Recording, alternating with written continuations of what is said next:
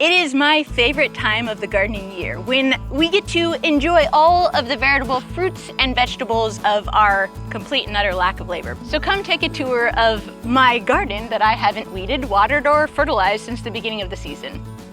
Excuse me. Love you so much. Please stay out. So starting right here, we just released a video about weeds and how they can be good for your garden, and this is a perfect example.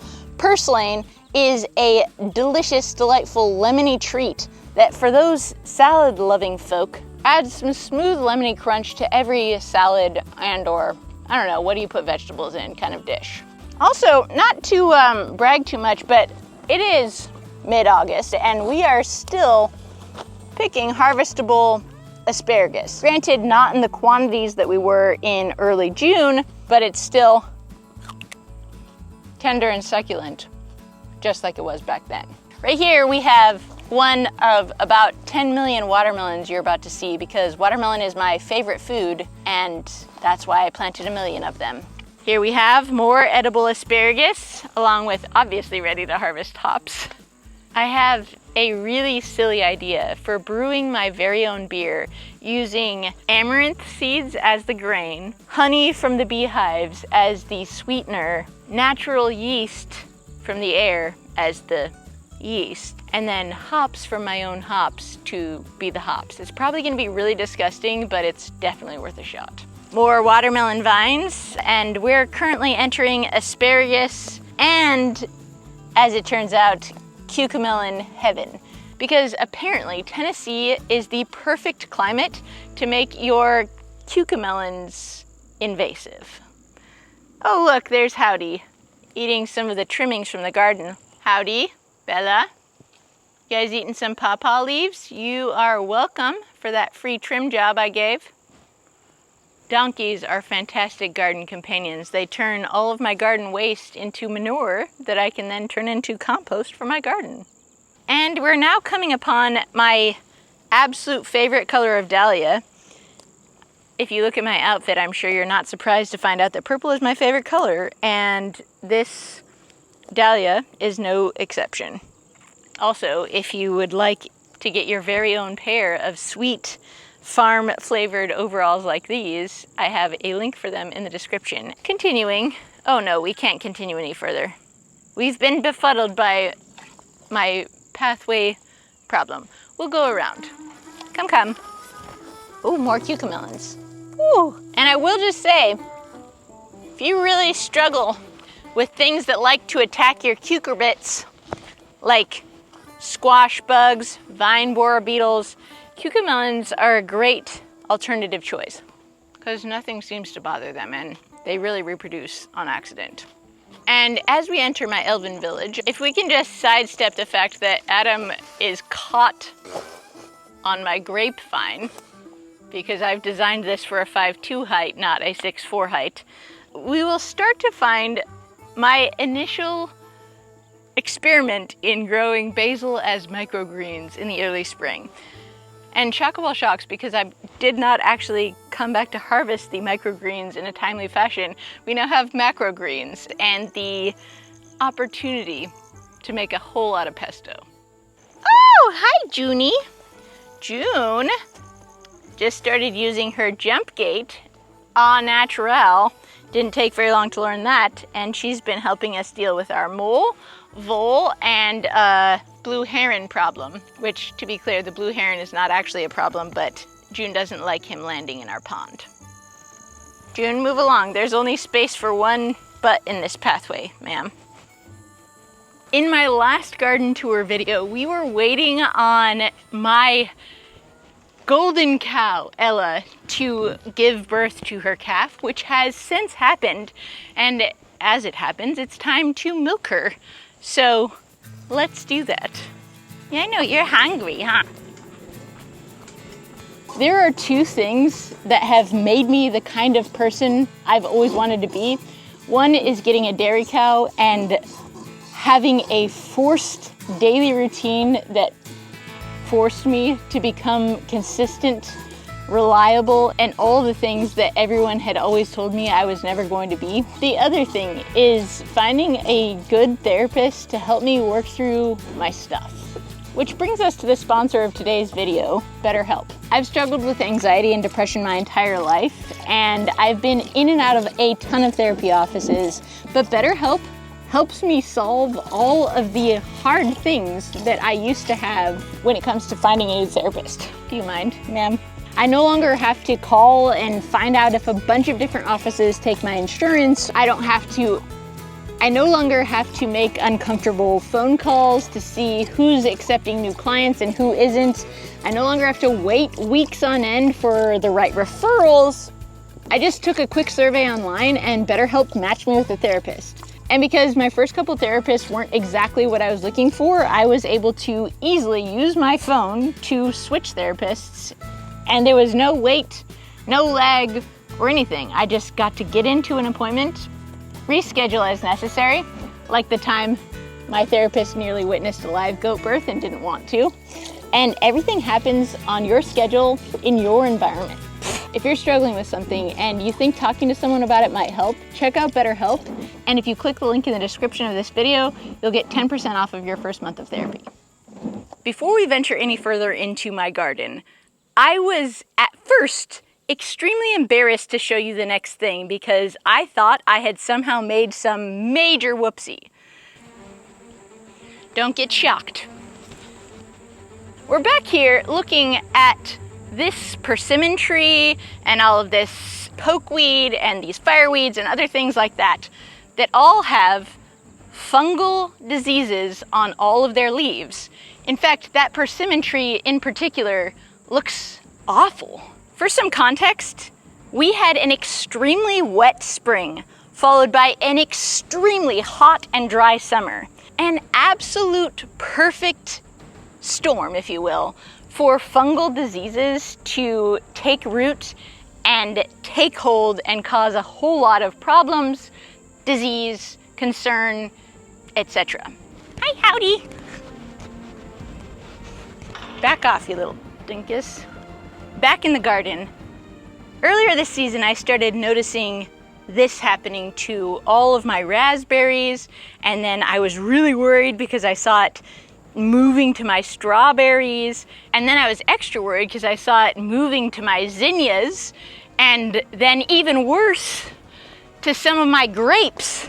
And I was like, wait a second, I thought fungal diseases were plant species specific. How is this spreading to this, then spreading to this, and this? The answer, it turns out, is actually way more sciencey than we have time to get into here. But the real thing is that, yes, some fungal diseases are going to affect certain species and are in fact infectious to other species. But what was really going on is a bunch of different fungal crud was going on across the whole garden.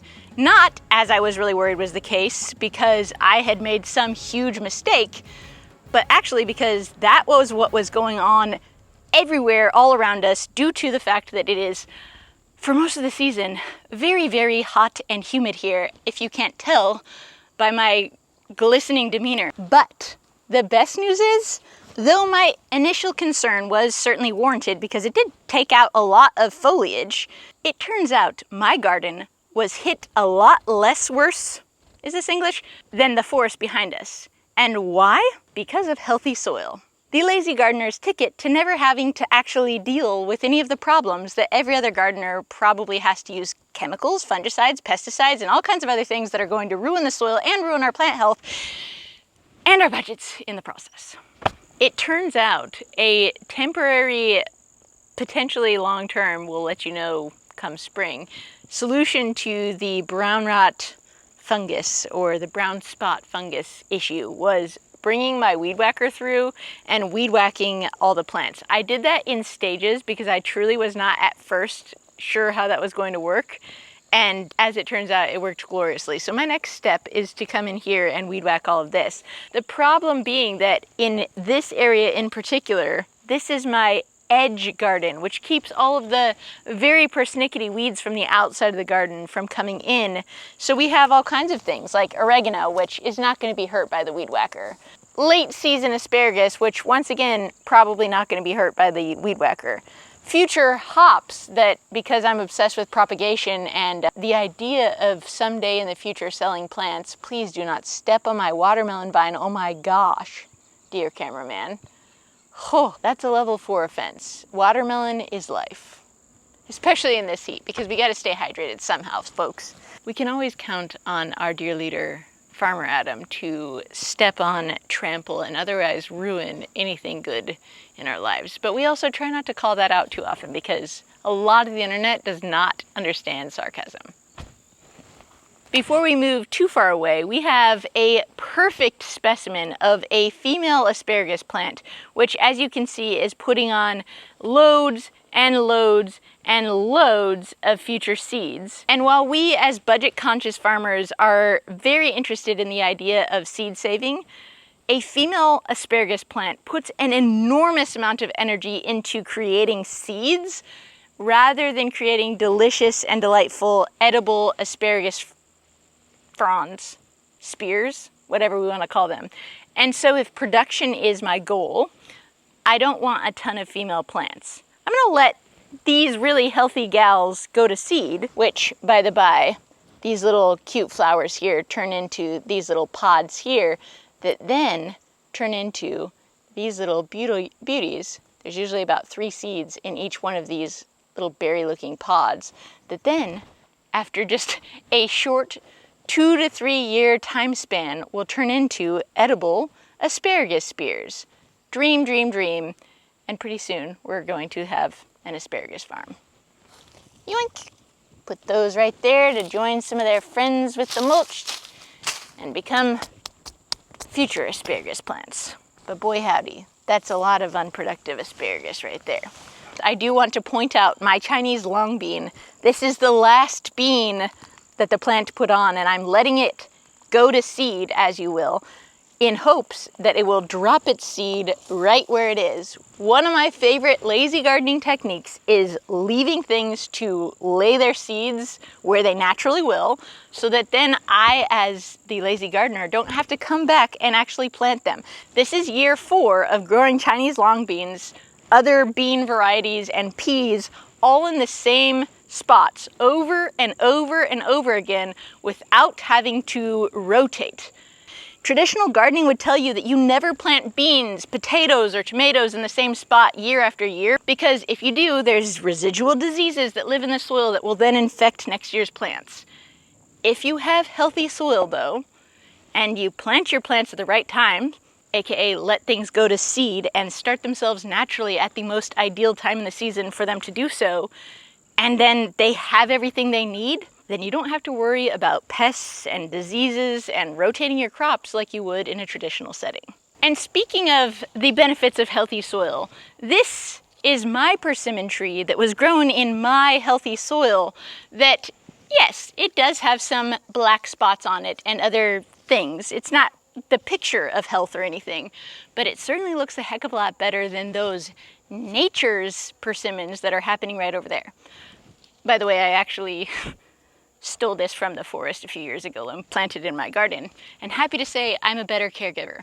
And by better caregiver, I mean I have not touched it since. Aside from pruning, of course, which we have a whole video on, check out my friend Daniel's absolute mastery in making fruit trees that are both long-living and fruit productive for as long as possible in the easiest way possible. As lazy gardeners, one of our keys to success in the garden is making sure that we plant things that are actually going to thrive. A lot of our knowledge about what will and won't work in our particular gardens at one particular point in time is due to observation of what's actually happening due to experiments, not actual knowledge. Case in point, this cucumber plant that is absolutely the opposite of a healthy, thriving plant. As a lazy gardener, rather than leave this sick plant in place and try to limp it along in hopes that I could get more than just this one weird shaped cucumber out of the whole deal, and then, far worse, actually attract pests, diseases, and other things that might negatively affect my very healthy cucumber plants elsewhere, at the first sign of trouble from something like this, I'm gonna just pull it right on out of here and get rid of it, AKA turn it into chicken food. Or if I'm having a bonfire that night, that's another great way to get rid of it. Because as lazy gardeners, trying to limp unhealthy plants along is a recipe for absolute disaster for the rest of our whole garden. And we want to stay lazy, folks. And speaking of which, whenever I happen to notice something like this grape stem that has all kinds of aphids and other things growing on it, I'm going to carefully pluck it and give it to the chickens as well. No reason to leave these things to matriculate in mine here garden. But again, a reminder about laziness here. I only happen to notice this because I happen to be standing here, and that's the kind of maintenance we want to do. Before we walk past right here, I would like to show you something I'm very proud of accidentally discovering due to my laziness.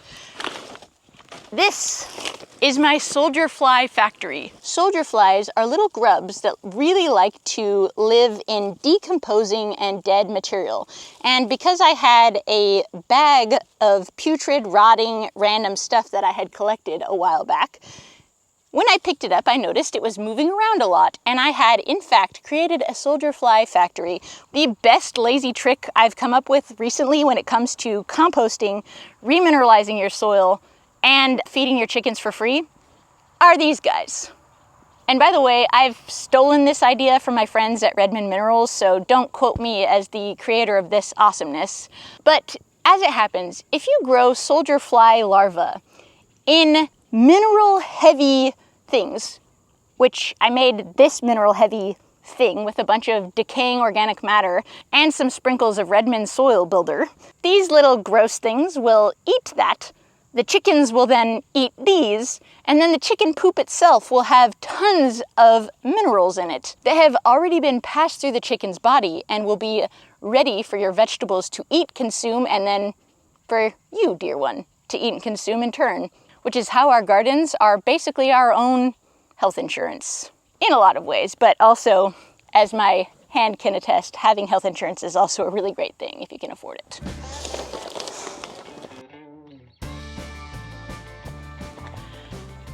I am very excited to show you my popcorn area, because if you saw my spring garden tour, you saw me planting this keynote after my neighbor had planted his regular corn that, if it were to cross-pollinate with my popcorn, would have befuddled my whole popcorn harvest. So the timing here is very, very important. Late planting, real risky situation about being knee-high by the 4th of July, which definitely did not happen, but happy to report that simply because I, in fact, remembered to plant it this year, my harvest will be much better than last year's already. There's an ear, there's an ear, there's an ear, there's an ear. I feel like we've got the start of a new Tennessee anthem happening. Ah, what a dream.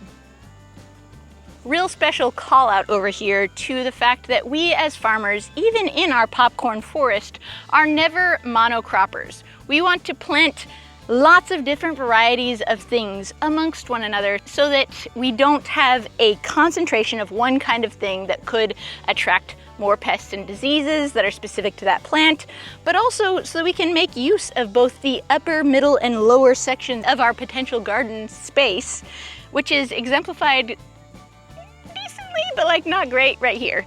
So we've got, of course, in addition to the popcorn, which is the Lord's vehicle for butter to our mouths, the Lord's vehicle for breading and lard to our mouths, okra. So if you look down here, you see another somewhat sickly looking cucumber plant, mostly because that corn got higher faster than I thought. But vining plants like beans, legumes, are a great companion to other plants that get really tall, because not only, in theory at least, will they climb up the stalks of the plant, they will also shade out the soil below, which will help with water retention issues. Also, leaves that I stole from the forest will not only inoculate the soil with fungal growth, the good kind, at least we hope, that comes from the forest, but will also keep that moisture inside the soil right where it belongs. But here we have a really weird misshapen cucumber that will still be delicious and delightful, grown right amongst this corn. We also see a zinnia because flowers are great, and also one time a few years ago I planted some zinnias, and now those seeds have spread all over the garden because lazy gardeners let things go to seed, let themselves replant, and then surprise, surprise, even on years we don't garden, we have a garden.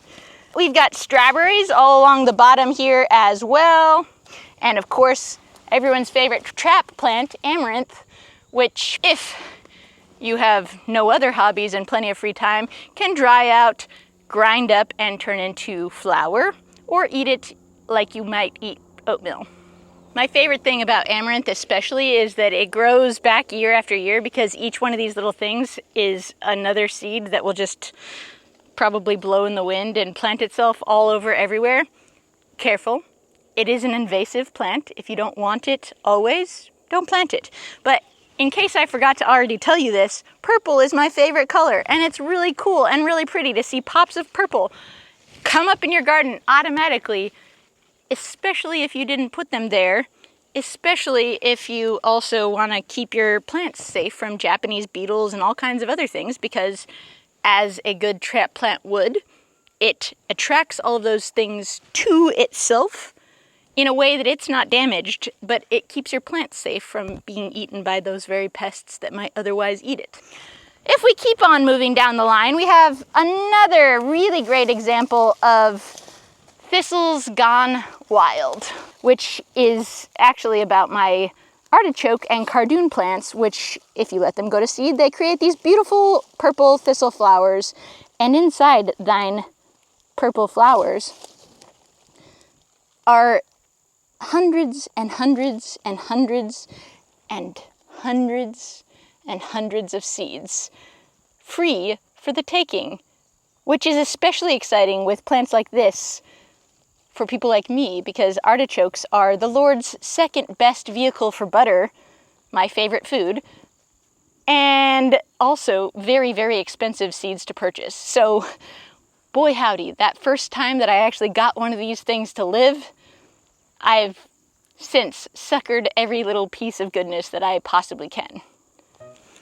In areas like here in Tennessee or other hot, humid climates where it's a little bit harder to grow cold season crops because of all of the pest and disease pressure, things like brassicas, broccoli, cabbage, etc., have a really, really tough time if you don't want to cover them and uncover them with that gauzy white fabric all the time, and I really don't like doing that, so I never do.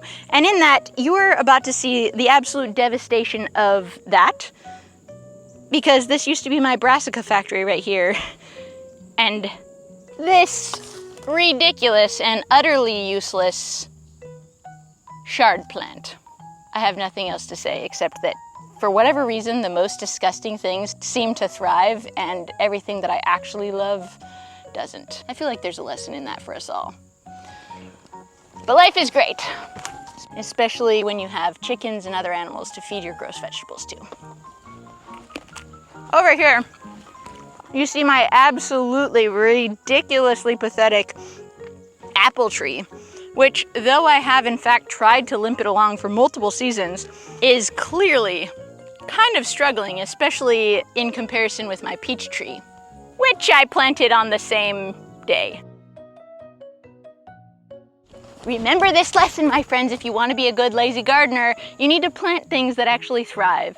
And try not to limp some of the little suckers along too long, because things like this that truly cannot thrive here are disease pits and pest pits and breeding ground for all kinds of things that we don't want on our good stuff. But because I was raised with the Macintosh apple tree, boy howdy, I need those apples to work. Pro tip, unlike tomatoes, little figgies like this, when picked green, do not actually ripen on your counter, so don't do that. If you miss the window, you miss it. I've tried making little fig raisins on accident every year, trying to get these little unripened, oh, this is worthless. These little unripened goodies to actually do something right before the last frost, but they never do. So if you find yourself with a whole bunch of useless little figgies right before the last frost, good news of great joy. You can actually trim your plants, pull off all the little fruities, pull off all the leaves, literally just stick it in the ground somewhere, and next year you'll have a whole bunch of new baby figgies that are also, by the by, putting on new little fruities of their own.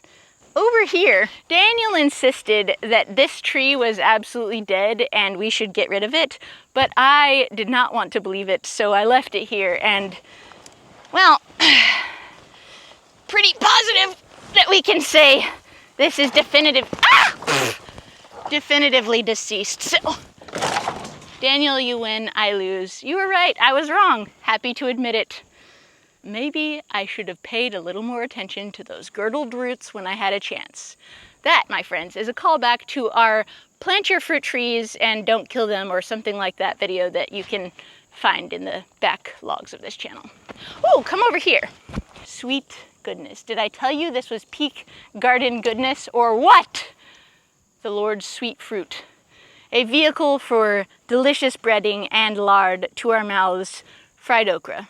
I mean, this itself is not actually fried okra, this is just regular okra, but the way to eat it is fried. And also, every way that the Bubba Gump Shrimp Company said you could eat shrimp also applies to okra. But since we're over here, and the real reason I brought you here, my baby pawpaws that I myself pollinated with a paintbrush because of all the extra time I, as a lazy gardener, had because I didn't spend any time weeding, water, or fertilizing any of my plants, to walk around the forest with a tiny baggie and a paintbrush collecting pollen, to then bring it back home to my pawpaw tree that I also stole from the florist, to pollinate and create 1, 2, 3, 4, 5, 6, 7 fruits. What a dream. And pretty soon they'll be ripe. Huzzah! We can't walk that way because it's too overgrown, but here's some more propagation excitement in the form of my kiwis. And just beyond there is my 10-foot tall asparagus that gets bigger and bigger every year. And since we're over here, I feel like this is a really good time to talk about one of my favorite quotes. Never compare your beginning to someone else's middle. If this is your first year gardening and you're not having the same success that you see me having with basically no effort, please do not get down on yourself. This over here is the product of 5 years of extreme focus on soil health and a lot of hard-earned lessons about all kinds of things, including a bunch of failures from this year. But over here is the beginning of another garden area that looks a little different. Aside from being my husband Adam's online shopping graveyard, aka future weed protection that I haven't quite gotten to yet, is the start of a new lazy gardening area. And as it happens, my sacrificial sweet potato, okra, and a few pieces of very pathetic popcorn growing area. And someday, my hope is that this whole weedy, wild, gross area in here that is just, I'm sure, the absolute joy of my entire neighborhood's visual pleasure, will also be as picturesque and wonderful as that part of the garden. But my friends, good things take time, and time is something that we lazy gardeners don't always have nearly as much of as we thought we might at the beginning of the season. As we walk back through the good part of the garden, or the pretty part of the garden, I have a few things I quickly want to point out. First, I have a whole bunch of muscadine grapevines, which is a wild variety of grapevines that do really, really well with absolutely 0/none care in this climate. My goal is to take a whole bunch of these muscadine grapevines after the root system is very well established and this little stocky thing is a lot thicker, and graft onto this something that I want a whole lot more than muscadine grapes, which are, in my view, fairly worthless. Even though there are some country songs that are talking about making muscadine wine and all that stuff, the real goodness is right here. Grocery store grapes. Each one of these I fully intend to graft onto the muscadine native variety of grape so that they are far better acclimated to this climate and will, at least in hopes, thrive a whole lot better than these. Although I will be honest, good soil does a whole lot for all kinds of things, even if they're not really actually meant to grow in your particular growing environment. Case in point, this is year 5 of me limping along various extremely hot pepper plant projects in hopes of making the world's hottest hot sauce. Because as someone who was raised in Asia, and due to my somewhat fair complexion, although not at this part of the season, I suppose, when I did live in Asia, I was often told that I could not eat spicy food. I love proving people wrong. Oh my gosh, howdy, get out of here, you little jerk. Hey, absolutely not. And we wonder how his tushy expanded to this girth in the first place. My friends, you have just witnessed it. Donkeys, they're dogs that live for 40 years and are also very smart, and he has recently figured out how to open doors, which recently led to an absolute disaster in my office. Funnily enough, he ate an entire notebook of notes about my artificial insemination project for my pigs, left next to it an entire bunch of uneaten carrots. Go figure, you little jerk. You're still a pretty good boy, aren't you? Yes, you are. Oh shoot, one more tip. I actually heard about this variety of cucumbers, which I think is just called the M1 cucumber. Lots of organic gardeners will say all kinds of things about GMO or genetically modified seeds. Here's the real reality. Every seed that we harvest in nature, or that like naturally falls to its future life in my soil here, is technically itself genetically modified. So in theory, genetically modified seeds are not actually that bad. In fact, a lot of them are really great because, full disclosure, I've gotten the most cucumbers I've ever gotten grown fully organically, so I'm not super worried about the quality or anything else of any of these veggies, from these M1 cucumbers that I found out on the Millennial Gardener's site. I feel like we skipped the entire middle of the garden, or we probably would have seen these. Let's just go over there real quick. Boop, boop, boop, boop, boop. What I meant to say was we had 3 last tips for you. And this one's a multi-tier tip, because tomato cages are absolute garbage for growing tomatoes. Case in point, this disaster of a situation back there. But they are fantastic for growing cucumbers and other vining plants, because then, just like we are having happen in our popcorn field over there, we can have these cucumber plants trellis up and get lots of access to sunlight and airflow and all the things that they need. And then it's really easy to see all of our really ripe, delicious, ready to pickle cucumbers in their native habitat. But also grow watermelon, the absolute best thing we can possibly grow in our garden, down below them. What a real dream. In case I didn't finish my story about living in Asia and growing hot spicy peppers for the world's hottest spicy pepper sauce, it turns out if your older sister mixes habanero peppers into your baby food your entire life, you can build up quite a heat tolerance when it comes to spicy food. And though my complexion might, at least earlier in the season, say otherwise, I can probably outspice anyone who's watching this video, and yes, that is a challenge. And here's our last 4th tip, apparently, for the end of the video. If you ever are eating something that's way too spicy, do not drink water. That will actually make the oils in the pepper capsicum, or the little thing that holds the seeds, which is where the real spice lives, actually activate and make you die of spice. But you could, in fact, eat a cucumber, which will cool your mouth down and get rid of the spice. There you go. If you liked this video and you want to see more garden silliness, check out this video. I'll see you there. Cheers!